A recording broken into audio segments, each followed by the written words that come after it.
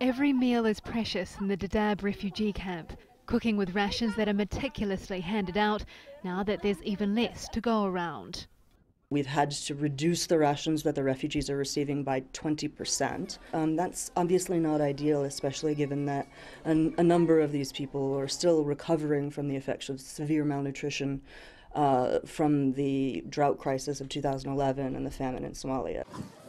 At the height of the 2011 famine, 1,000 people were arriving here every day. While Dadaab was originally set up in the 1990s to house Somalis fleeing political violence, the search for food became the driving factor. We saw no food aid from outside, not a crumb. We had to sneak past Al-Shabaab rebels with our last 2 goats, which we slaughtered along the way to survive. It is now a fragile home to 500,000 people, making it the biggest refugee camp in the world. At the Kakuma camp in northeastern Kenya, there's another 100,000. The World Food Programme says in order to stretch existing stocks to the end of the year, cuts had to be made.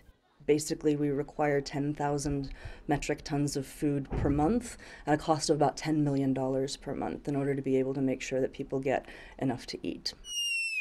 Food isn't the only challenge for people in these camps. The poor conditions mean people's immune systems are weak, putting them at greater risk of disease. The US has offered to give another $20 million for food distribution, which will be available from March next year. But even reducing rations will only stretch food supplies out until December, leaving a critical 2-month gap. We do hope that there will be a response that will allow us to resume rations at full size as soon as possible.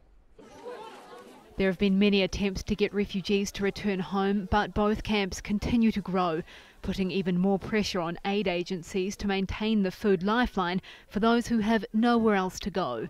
Vinnell, Al Jazeera.